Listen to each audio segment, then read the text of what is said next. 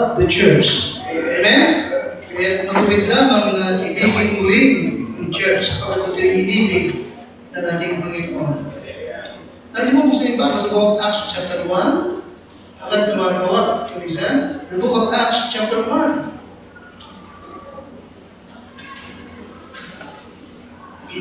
The book of Acts chapter 1.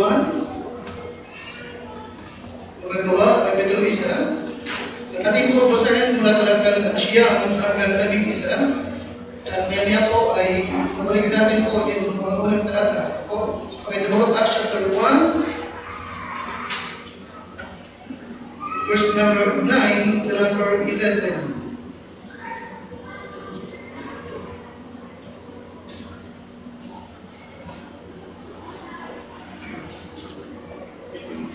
Acts chapter 1, verse number 9 to number 11. At kung nakita po nyo ay babasahin ko at ako'y sundan niyo po. No? Acts chapter 1, verse 9 to number 11. Verse number 9, and when he had spoken these things, while they beheld, he was taken up, and a cloud received him out of their sight. And while they looked steadfastly toward heaven as he went up. Okay? Now, ibig ko sana na guhitin niyo po yung up twice. Diba? Dalawang ulit na binanggit na ang ating Panginoong Kristo ay umakyat, papaitaas, at siya'y tinanggap ng ulap, no? Anong klaseng cloud yun? Ito yung Shekinah glory. Okay? Hindi ito yung ulap lamang na yung nakikita, kundi ito yung what? Again? The Shekinah glory. This number 10, when they looked steadfastly toward heaven as he went up, behold, two men stood by them in white apparel. 11, which also said, Ye men of Galilee, why stand ye gazing up into heaven? This same Jesus, which is taken up from you into heaven, shall so come in like manner as ye have seen him go into heaven. Now, ngayong umaga, ay ibig kong ating talakayin itong isang paksang ito na sa atin, yearly ay halos ay akin itong ipinipraise po sa inyo. Pero marami mga churches na hindi ito gaanong nabibigyan ng pansin. Dahil dito, marami mga Christian ay hindi gaanong alam itong patungkol dito sa isang mahalagang paksang ito. Ito yung ang pag-akyat ni Yesu Kristo sa langit. Yung kanyang muling pagbabalik sa langit na kanyang pinagmulan. At inamin tagal sa verse number 11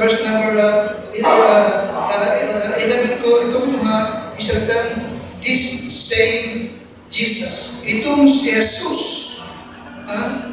Okay, which is taken up from you, okay? This same Jesus ascending and descending. Ascending and descending. Ito rin si Jesus na siyang umakyat. Ang siyang mananako. Now, mga kapatid, napakahalaga sa atin sa Christian na lagi natin alalahanin na itong ating pananampalataya ay nakasalig sa napakadakilang kasaysayan at ito'y katotohanan. At ito po yung fundamental sa ating pananampalataya. Ulitin ko, pag sinabing fundamental, ito yung mahalaga na essential, mahalaga sa ating faith, na kung hindi mo ito alam at hindi mo ito pinaniniwalaan, ay hindi ka pwedeng maligtas. Fundamental. Alright? Ulitin ko, yung ating faith ay nakasandig sa isang napakadakilang kasaysayan. At ito ay katotohanan na hindi kailanman pwedeng pabulaanan. Unang-una, notice verse number 1. Verse number 1. Ate po, sabi ng Bible, dito sa Tagalog, ang unang kasaysayan na ginawa ko, o Teopilo, ay tungkol sa lahat ng pinasimulang ginawa. Okay? Ito ay tumutukoy, number one, in Christ's manifestation or incarnation. Okay? Pinasimulan lahat ginawa na ito pinagpapahayag ng tinatawag na pagkakatawang tao ng ating Panginoong Kristo. The word manifestation ay katulad nung salita, great is the mystery of godliness. God manifests in the flesh. Alright? Ang Diyos ay nagkatawang tao. The word incarnation ay tumutukoy naman na isinilang siya ng tao sa kanyang pagkakataong tao. Alright? Now let me remind you, ito isang katotohanan na hindi mapabubulaanan. Na tunay, no? Doon sa bansang Israel ay mayroong Jesus na tinatawag, na nagtuturo at nagpapahayag na si Diyos na nakatawang tao. At yun ang dahilan kung bakit siya ipinako sa krus. Ano yung si Kristo? Amen? Na kung si Kristo ay tao, hindi nagkapalit yung nagpapako. Eh, bakit niya siya? Na huwag natin nakalimutan ang pangunahing dahilan kung bakit siya ay pinagsakdal at pinako sa krus ay sapagat siya po'y inaakusahan nagpapanggap ng Diyos. Palagay na question, nagpapanggap nga lang ba siya? Isip niyo siya, si Jesus ay Diyos na nagkatawang tao. In verse number 3, isa pang mahalagang kasaysayan na doon nakasandig yung ating pananampalataya. Number 2, yun yung mas Tagalog. O number 3, so number 3. At ayun na, nasa kanin naman, napakita siyang buhay sa pamamagitan ng maraming katunayan pagkatapos na siya makapaghirap. Okay? Isang mahalagang kasaysayan is what? His crucifixion. His crucifixion, yung Hesus Kristo. Na sinabi ng nagpanggap ni Mesaya ay nagdusa at ipinako doon sa krus. Again, mga kaibigan, ito'y isang kasaysayan hindi mapapabulaanan. Amen ka siya? Amen? Na mayroong Hesus Kristo, okay, during the time of Pontius Pilate, ay inakusahan at ipinako doon sa krus. Hindi ito mapulaanan. Sa tuwing Holy Week, ay libo-libong turista ang napaparoon sa Israel. Alam mo rin yun? Amen? Amen? Amen? At talagang sinasadya nila yung Golgotha. Okay? At alam nila na doon itinirig yung krus ni Yesu Kristo sa pagitan ng dalawang linako. Amen siya? Amen? And verse number 3, His resurrection. Siya'y nabuhay muli pagkalipas ng 3 araw. Now again, Christian, ito yung isang bagay na pinagsisikapang pabulaan ang simula't-simula ng maraming mga unbeliever at mga liberal theologian. Okay? Na hindi naniniwala sa resurrection o sa pagkabuhay na muli ng ating Panginoon. Huwag natin kakalimutan, sinikap ng mga kaaway ni Kristo na papaliwalain na kung bakit nawala yung kanyang bangkay ay sapagat tinakaw ng mga apostol. Hindi ba sa akin? Hindi ba sa huling kapitulo ng Mateo? Amen? But we know the story, hindi kailanman dinakip isinuman sa kanyang apostol. Hindi sila dinakip at hindi sila pinilit na ilabas niyo yung kanyang bangkay. Walang naganap na gano'n. Nakikinig ba ka sa akin? Amen?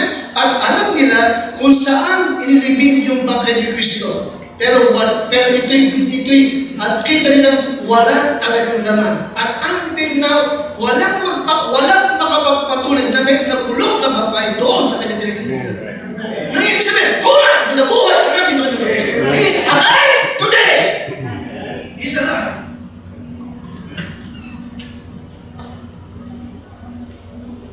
Verse number 4, His ascension. Siya'y umakyat, pabalik sa langit. Now, maging sa Book of Acts, no? Walang pangyayari na yung kanyang mga alagad, maging si Pablo ay pinipiga, nasaan ang kanyang bangkay? Saan siya nagpunta? Nasaan siya? Walang makapagpatunay.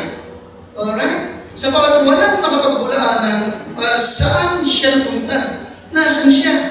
Okay? Kung siya'y nabuhay na muli, nasaan siya? Anong sagot ng mga pastor? Kitang-kita namin umakyat siya, pabalik sa langit at tinanggap ng kalawalhatian ng Diyos. The Shekinah glory. Amen. His ascension. But in verse number 9. Verse number 9. Okay? Nasaan siya? Yes, siya'y nabuhay na muli. Pero nasaan siya? Peter, Thomas, Matthew, James, nasaan siya? Okay? Lucas, alright? Nasaan siya? Barnabas, nasaan siya? Kung siya'y nabuhay na muli. Okay? Judas, Thaddeus, nasaan siya? Kung siya'y nabuhay na muli. Alright? Anong sagot ng mga apostol? Number 9, at pagkasabi niya ng mga bagay nito, ng tinitingnan nila ay dinala siya sa itaas. Okay? 10 to 11, not just 10. At samantala, tinititigan nila ang langit habang siya'y lumalayo. Narito, may dalawang lalaking nakatayo sa gitna nila na may puting damit. Okay? Hindi lamang yung mga apostol ang witness. No? Okay? Na nagsasabi, kayong mga lalaking taga-Galilea, bakit kayo'y nakatayong tumitingin sa langit?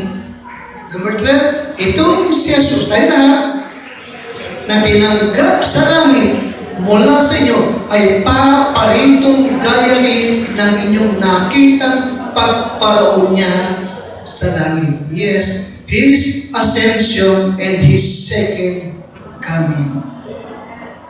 Okay, siya umakyat sa langit ay siya rin mananaog tulad ng inyong nakita. Okay, yes. This same Jesus ascending and descending. Lord, tulungan mo ang iyong palingkod. Tulungan mo rin ang iyong mga anak na makapakinig at makaunawa. And I pray, my Lord, na ngayong umaga ay patuloy namin maibigay yung kaluwalhatian, kadakilaan, karangalan na para lamang sa iyo. Ako'y bigyan mo ng lakas na rin ng Diyos at ang pinig sa paghahatid ng iyong salita. Sa pangalan po ng Panginoon Jesus. Amen. Now, tatlong bagay ang binibigyan dito sa aklat ng Acts chapter 1, no? Patungkol sa kanyang ascension at sa kanyang muling pagparito. In verse number 1, what is the word? This same Jesus. Ito rin si Jesus. Alright? Nagpapakita, number 1, yes, He ascended personally. He ascended personally. Okay? Hindi ito si Michael the Archangel, ulit ko, hindi ito si Miguel Arcangel na gaya ng sinasabi ng mga saksi ni Jehovah. No, this same Jesus. Okay? It is the same Lord Jesus na siyang ipinanganak doon sa Bethlehem, namuhay ng 33 taon dito sa Israel. Okay? Nangaral, nagturo, nagpagaling. Alright? Ito rin yung namatay dahil sa ating makasalanan. Ito rin yung inilibing at ito rin yung nabuhay na muli ng ikatatlong araw at siya rin ang umakyat patungo doon sa langit. Amen. Yes, He ascended what? personally. Okay? At nangako that He will come again personally. Siya rin umakyat, siya rin ang babalik.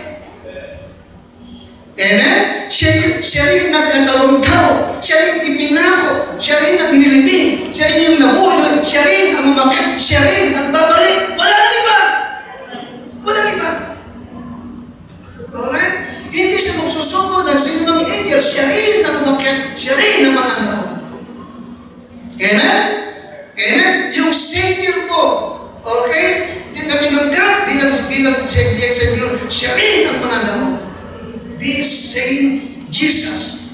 Okay? Yes, He ascended personally and He will coming back again personally. Amen siya? Amen? Pero huwag niyo kalimutan, He is alive today. Amen. He is alive today. Kaya nga tayo sa Christian, yes, huwag mo sabihin, yung pinagdaraanan ng unsaved, talaga minsan napagdadaanan din natin. Nagkakaproblema yung pamilya ng unsaved, nagkakaproblema yung pamilya din natin. Pero huwag natin kakalimutan, hindi pwede mangyari na yung ating yung reaction nila sa problema ay siya rin reaction natin. Hindi pwede mangyari. Amen. Alam mo yung siya? May Savior tayo. At yung ating Savior ay namatay para sa atin, pinagbasahin tayo, nilibing para sa atin, okay, nabuhay na muli, umakyat sa heaven, dahil sa at muling babalik at tayo rin ang siyang kadahilanan. You see? Siya nabuhay na muli, bakit? Because He is powerful. And even your problem, anuman ang pagdaan, may power tayo, hindi mo lang alam. Amen. Kaya hindi pwede mangyari. Reaction nila sa nangyayari ay siya rin reaction mo natin. Siya rin reaction. No, hindi magkakaiba yun. Hindi magkakaiba. May Savior tayo. May Diyos tayo na nagmamalasakit sa atin. May Diyos tayo alam kung anong magaling para sa atin. He ascended personally and He will coming back again personally. Okay. Secondly, He ascended bodily. Alright? And He will come again bodily. Alright? Okay. Bigyan din ko ito sa mga teachers. Ito po'y fundamental sa ating faith. Pinaman yun, fundamental. Okay? Alam mo siya ng fundamental? Alam siya ng fundamental? Sa kotse, yung windshield, hindi fundamental, ha? Sa kotse. Okay? Ano pa? Yung pintura ng kotse, hindi fundamental sa kotse yun. Arinig po din? Amen? Ano pa? Yung busina, hindi fundamental. Ano? Okay. Amen? Para makatakbo. Yung makina, fundamental. Yung fuel, fundamental. Yung gulong, fundamental. Hindi makakatakbo ito kung wala yun. Ganun din ikaw. Yung kanyang pagkabuhay ng bodily ay fundamental. Hindi ka aakit ng heaven kung ang iyong belief, si Christ na buhay, spiritually. Yun yung cultis. Yun ang turo ng kulto. Tayo, as a true believer in Christ, we believe that He ascended, pakalakas, body, and He will come again, bodily. Amen? Nabuhay siya ulit, bodily. Lumabas ng libingan, nakahawakan ng mga apostol. Okay? Yes, He was a bodily, it was a bodily resurrection. Okay? He came from the grave as a resurrected man with a glorious body. With a glorious body. Amen siya? Amen? Now, patunay, no? Walang makakapagbulaan. Okay. Ilang araw pa siya nakasama ng mga apostol mula nang mabuhay sa mga para ilang araw pa. Ilang araw? Alam niyo ba? 40 days. 40 araw siya nakapiling ng mga apostol na nag-resurrected. Kinita. Kaya hindi pwede mangyari yung sinasabi ng mga liberal na hallucination daw ng mga apostol. Si Christ daw ay merong magnetic. Ang ating ginagamit ay charismatic personalities. Pero ang sabi nila, meron siyang magnetic personality. Ganun daw. Kakaiba daw kanyang personality. Kaya daw, na very loyal yung mga gusto. Kaya nung hindi mamatay, inakala nila na hindi totoo. Okay? At sa tindi ng kanyang personality, inakala nila na nabuhay siya. Hindi ba nila? Now, sa ating binasa, kitang-kita nila umakyat siya. Amen? And then, tingnan nyo, bago siya umakyat, ilang araw pa siya nakapili? Ilang araw pa kalabas niya? 4 na pong araw. 4 na pong araw. Okay. Paligagin po yung ating talata. Chapter 1. That is verse number 3 ulit. Basahin mo na sa King James, ha? Alright. Oh, yes. Okay. This is, okay. Ayan ang Tagalog. Tingin mo na sa King James, okay? Kaya to whom also He showed Himself what? Pakatawas, alive after His what? Passion or pagdurusa? By many what? Infallible proofs. Is it the word? Infallible. Okay? Pag sinabing, we believe the infallibility of the Scriptures, ano sabihin? Ha?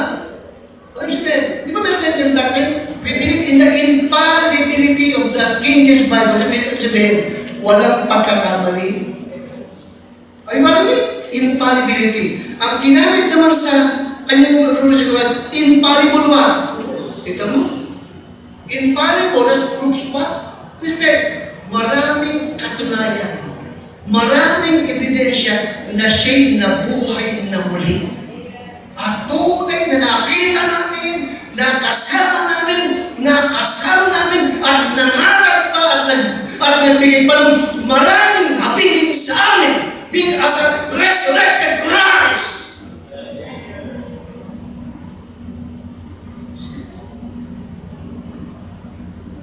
Now, notice Luke chapter 20, John chapter 20, 27. John 20, 27. Atas po kayo pumunta.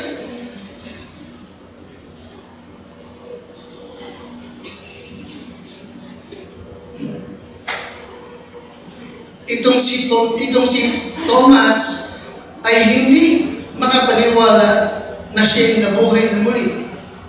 At ang akala ng marami, siya ay espiritu lamang. Okay?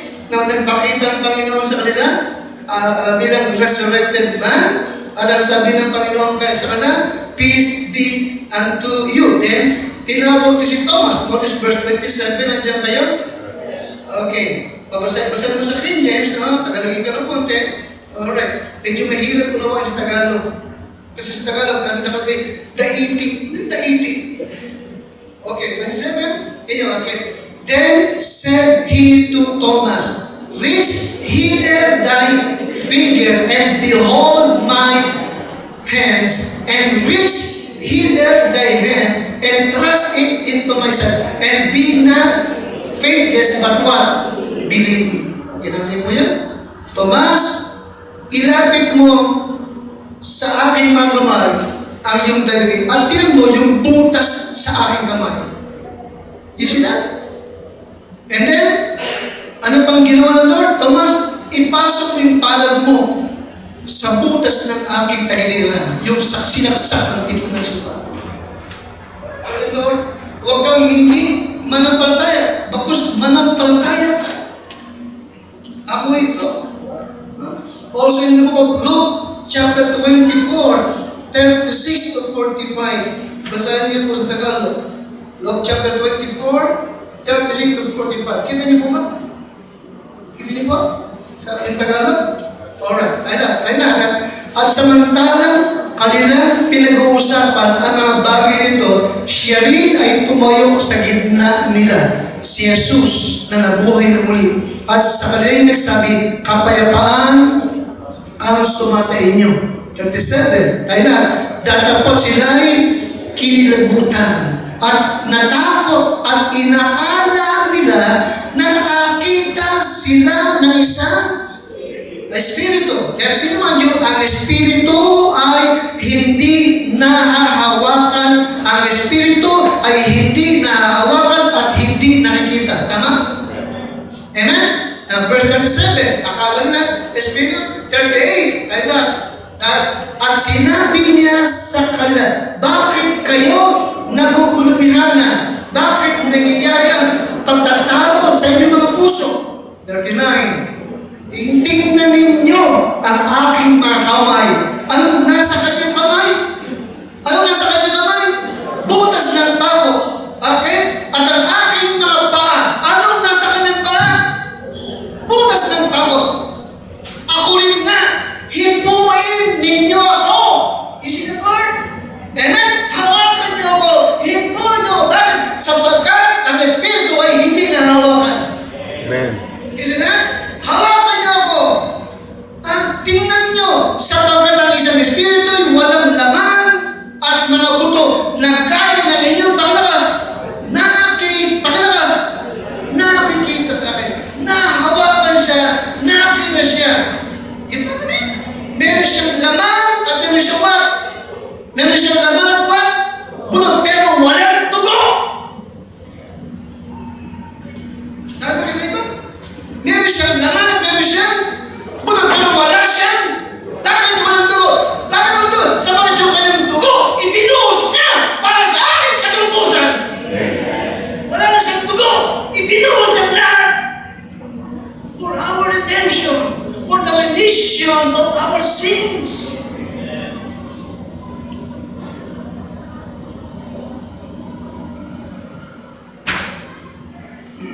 Number 40.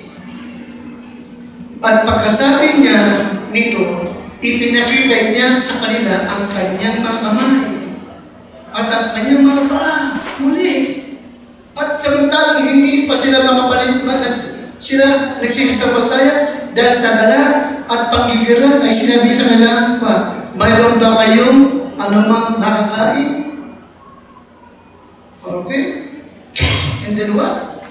At binigyan nila siya ng isang putol ng isdang inihaw. Ano pa?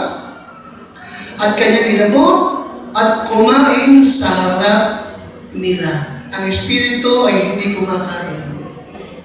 At sinabi niya sa kanila, ito ang aking mga salitang sinabi sa inyo, na ako'y suma sa inyo pa, na kailangan matupad ang lahat ng mga bagay na ito.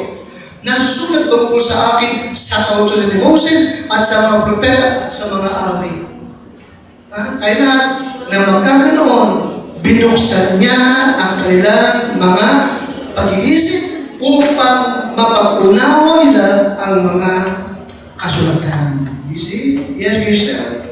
Okay? He ascended body and then siya umakyat pabalik sa langit. Okay? Number 3, he ascended visibly at siya muling babalik visibly. Notice verse number 9. Acts chapter 1 and number 9. Okay. Alam mo, dahil kong binabagay sa inyo mo, in the book of Revelation, pag-akyat ng lahat ng Christian sa heaven, makikita natin siya. At yung nakita ng mga apostol na nasa kanyang kamay at nasa kanyang mga paa at yung butas sa tagdiran niya, alam na ba sa iyo? Ano siya sa presyon? Hanggang sa ngayon, taglay pa rin niya. Okay? Taglay pa rin niya. Hindi na niya aalisin pa yung butas ng pako sa mga kamay, paa at yung sugat niya sa kanyang tagdiran. Hindi niya alisin. Sa ganung paraan ay lagi natin nakikita yung naganap sa Kanya na naging atin namang daan ng kaligtasan. Okay? Now, in verse number 9, yung siya umakyat ay kitang-kita nila. At sinabi niya na sa Kanya rin pagbabalik, makikita siya ng lahat ng mga mata.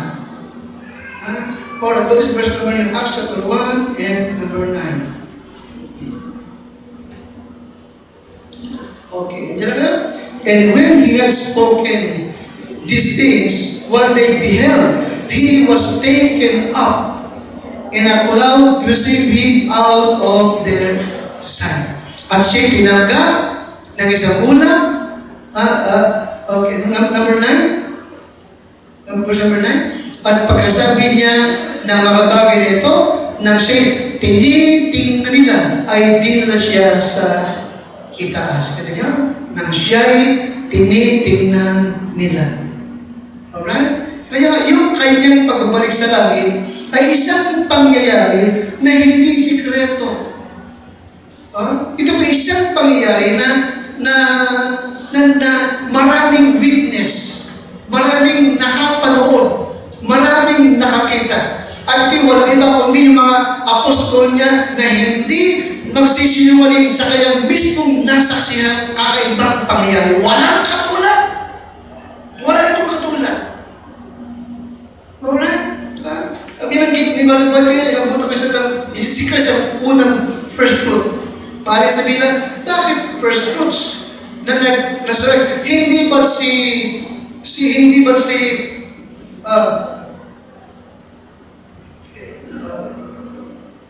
Lazarus ay nag-resurrect? Hindi ba yung anak ng balo sa Nain na bata ay nag-resurrect? Now listen, okay? Nag-resurrect sila. Alright? Pero, namatay din. Iba lang yun? At hindi nagkaroon, nung sila nabuhay, hindi sila nagkaroon ng resurrected body. Hindi sila nagkaroon ng glorified body. At yun pa rin katawan nila. Pero maliwanag ba? Tumanda, then nagkasakit, then namatay din. And also, si Christ ay yung first fruit na umakyat sa heaven. Para sabihin mo, hindi ba si Noah umakyat din? Hindi ba si Elijah umakyat din? Pero kakaiba. Umakyat sila by the power of God. You follow me? Samantalang si Christ ay umakyat by His own what? By His own power. As God. Amen. Tunay, totoo. He is the first fruits. Amen? The first fruit. See? Now, kaya si Christ, mga kaibigan, mahalagang maipapaunawa natin na hindi siya nawala na lang nung mag-resurrect.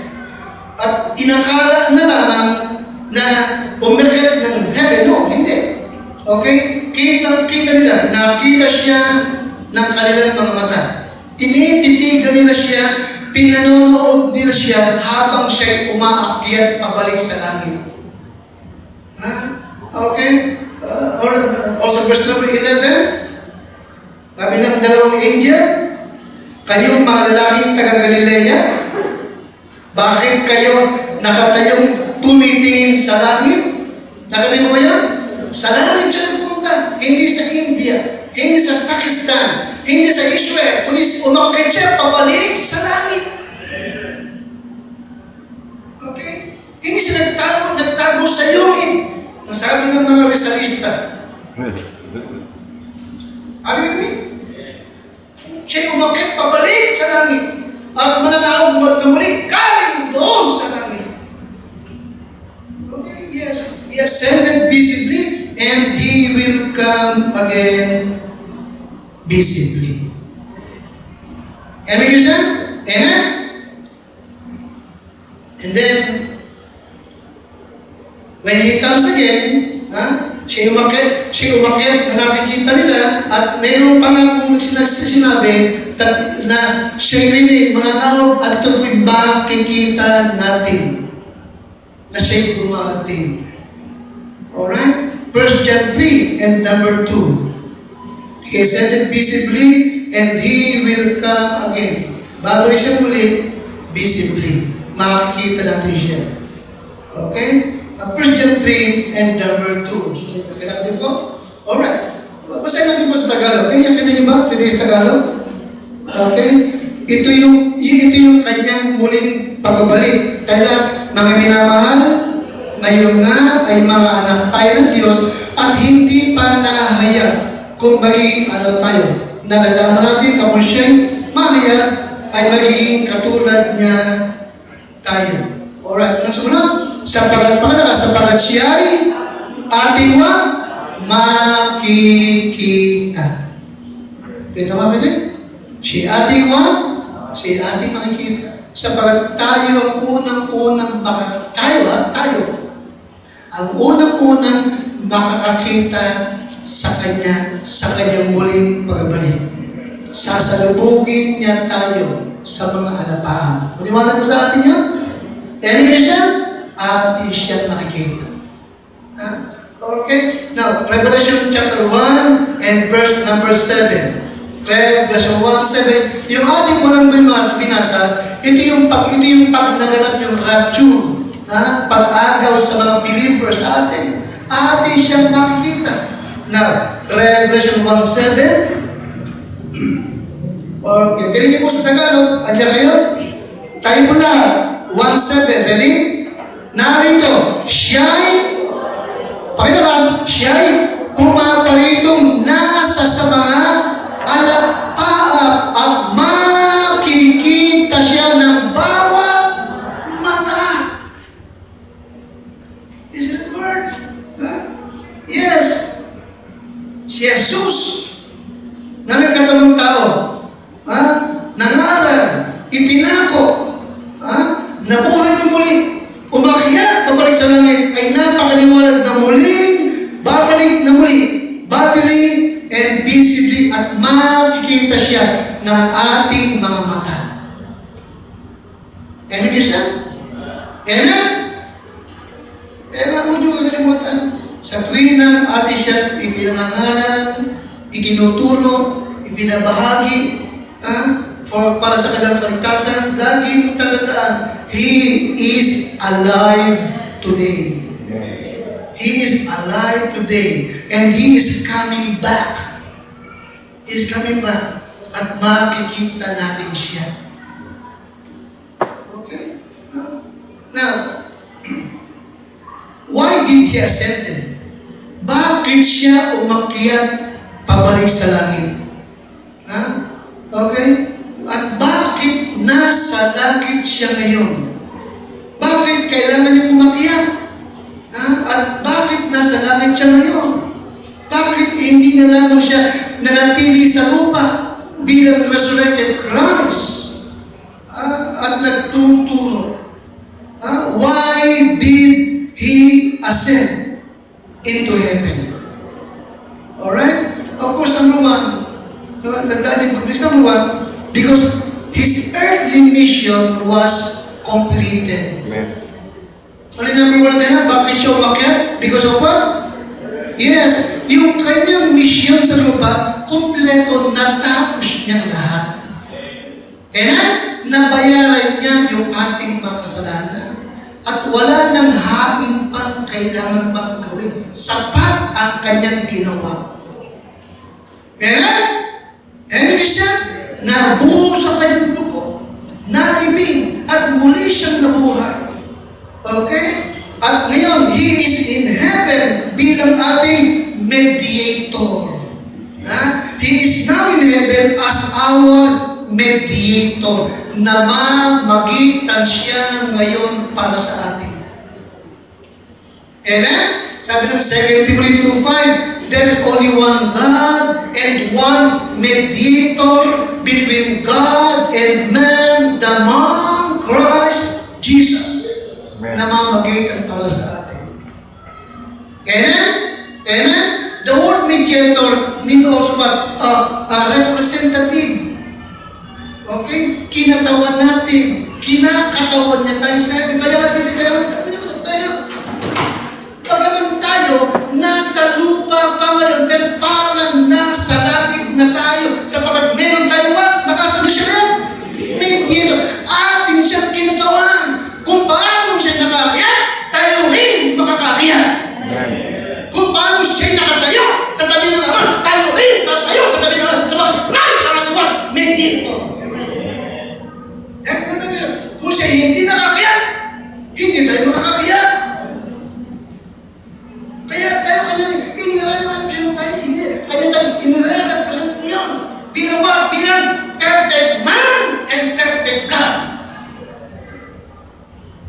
Amen?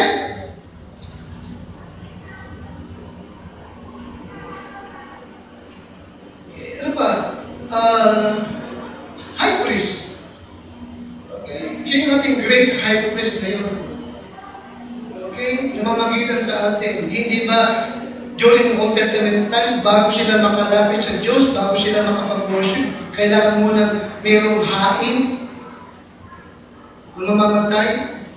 Oh, okay? At yung high priest ang maghahain para sa kanila. Ngayon, hindi na kailangan. May great high priest na tayo doon.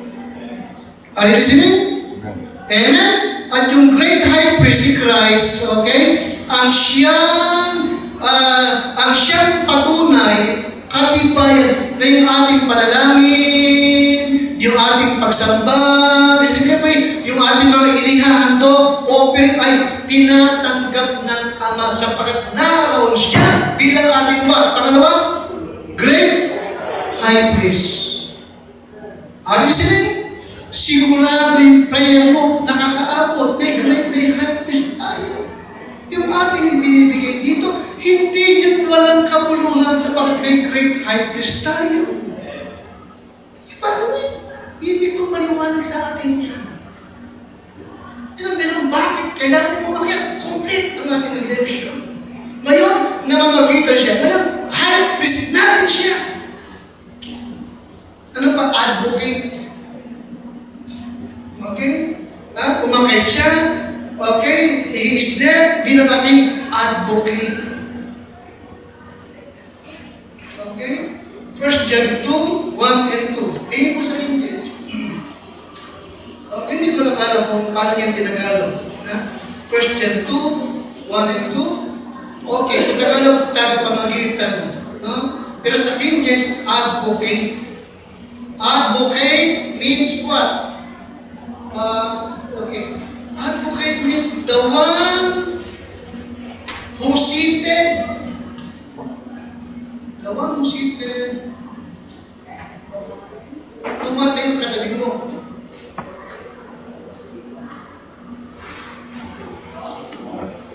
The one who seated beside you.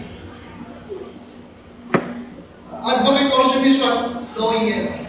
Ano meaning number one? The one who seated beside you. Pangalawa, lawyer. Tagapagtanggol mo. Kita mo yun, di ba? First John 2, okay, basa natin nga dyan, or dyan sa Tagalog. Okay. Mabuti ko mga anak, ang mga bagay ito, isinusulat ko sa inyo upang kayo'y huwag magkasala. At kung ang sino man ay magkasala, may tagapamagitan or tagapagtanggol kayo. Lawyer. Amen? And the one who be seated beside you. May tagapagtanggol kayo. Sama, si Yesu Cristo ang matuwid. Nakita mo? Ano ulit yung advocate meaning? Tagapagtanggol, lawyer, and the one who seated beside you para ipagtanggol ka. Amen? Amen? Amen. Minsan, inilustrate ko. Nagkasala si Kenneth. Halimbawa, nagkasala si Kenneth. Okay? Pakiwala niya, defeated na siya. Pero, nagsosorry siya, Lord, I'm sorry. I confess my sin. Nagkasala ako, nagkamali ako, mali nagawa ko. Okay? Now, si Christ, ang nagawin ni Christ. Lawyer mo, Ama, namatay ako para sa Kanya. Now, humihingi ng tawad. Bigyan mo siya ng pagkakataon pang makapaglingkod. Nakalip po ako, yan ang trabaho ni bilang what? Advocate. Amen? Ano ba yung isa? Yung sabi yung Satan, di ba? Si Satan laging, wala yan. Okay? Hindi mo naman ng chance ka ng buhay niya. Wala yan. No, Satan lumayo ka. Namatay ako para sa kanya. Tinubos siya ng aking dugo. Advocate. Okay pa ako?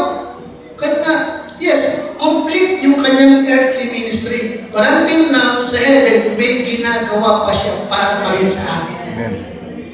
Okay pa ako? Amen? Mediator, great, and what? Advocate. Isa pa, intercessor. Amen. Namamagitan siya para sa ating mga kahinaan. Okay? Namamagitan siya kapag tayo'y nananalangin. Tinuturo ang kung anong ipagpipray mo. Intercessor. Okay? Romans 8:34. Romans 8:34. Okay? Kaya why did he ascended? Okay? And why is he in heaven now? Bakit siya naroon? Okay? Bakit kailangan ba niya umakyat kabalik sa heaven? Okay? Ika-apat na bagay, siya pinaroon bilang ating intercessor. Intercessor. Romans 8:34. Romans 8:34.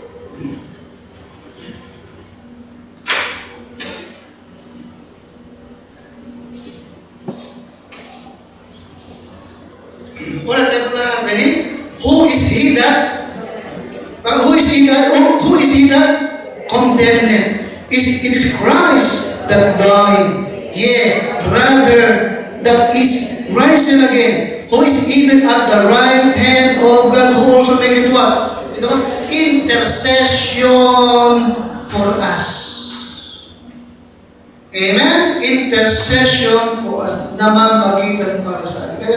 Kaya sa Tagalog, sino bang hahatol? Sino bang hahatol? Hindi ba si Kristo? Ang judge. Amen? Amen? Kaya, paano kanyang hahatulan na nanampalataya samantalang siya ang nagpawalang saktal sa iyo? Paano ko hahatulan? Paano ko hahatulan samantalang siya yung manunubos mo? You follow me? Kaya wala nang hatol sa mga anak kay Kristo sapagkat si Kristo mismo ang siya ating intercessor. Hindi ka pwede ko na siya namatay na para sa iyo. At namamagitan din siya para sa iyo. Okay? Ano pa? Lalagay mo. During his earthly ministry, nasaan siya? Sa loob ng 33 taon, nasaan na ating Panginoong Kristo? Nasaan siya? Nung siya nasa lupa, nasaan siya? Nasaan si Kristo nung siya nasa lupa pa? Nasaan siya? Hindi mo gusto mo. Nasaan siya? Nakapunta ba siya ng India? Nakapunta ba siya ng Russia? Nakapunta ba siya sa Corinto? Nakapunta ba siya sa Efeso? Nakapunta ba siya sa Roma? Nung siya nasa lupa, nakapunta ba siya? Nakapunta ba siya? Hindi. Nakapunta siya ba? Hindi. Hindi siya nakapunta. Maliwanag ba? Hindi siya nakapunta sabagat limited yung kanyang kilos nung siya nasa lupa pa. Limitado ang kilos niya. Bakit limitado? Sabagat siya nasa katawan. Sabagat siya ay nasa katawan. Alright. Yung tanong sagot. Limited. Kaya ang kilos niya ay sa mga believers lamang niya doon sa Israel. Sabagat siya nasa katawan ng tao. Nakikinig ka sa akin? Dalawang siya umakyat. Pabalik sa langit. Si Christ ngayon, yung kanyang present ay kasama ng lahat ng from north, south, east, and west. Amen. Maliwanag ba sa atin? Matthew 18:20, saan man nagtitipon ang 2 o 3 sa aking pangalan, naroon ako sa gitna nila. Paano nangyari? Sa pagkakit umakyat pabalik sa heaven. Amen? Ano yung kanyang pangako? Matthew 28:20. Lo, I am with you always, even unto the end of the world. Nung siya nasa lupa, limited. Pero nung siya makakayat, kasama siya ng lahat ng mananampalataya. Okay? Please, let me remind you, isang bagay na nakakatuwa, nakapagpapaalam ng ating servisyo sa church ay yung katotohanan na sa tuwing ng pinagtitipong Kristiyano gaya nito, nasa gitna siya. At habang umaawit tayo, sabi ng Book of Hebrews, umaawit din siya kasama natin. Yes, tama yung message ng inawit ng choir. Jesus loved the church. Amen. Tama yun. Nakikinig ka sa akin? Jesus loved the church. Ito yung kanyang body sa lupa. Si Pablo, nung siya unbeliever, inusig niya ang church. Nung harapin siya ng Lord, ang sabi, Lord, Pablo, bakit mo ako inuusig? Napakaliwanag ang pag-usig at paglaban sa church, pag-usig at paglaban sa ating Panginoon Kristo. Na siya umibig at nagmamalasakit at naghahandog until now sa kanyang church. Amen? And let me don't make yourself, He is alive today. Amen. He is alive. Okay? At siya'y muling magbabalik. Kailangan tumayo. At manalangin, dahil ang Diyos, aming Ama, salamat po sa iyo.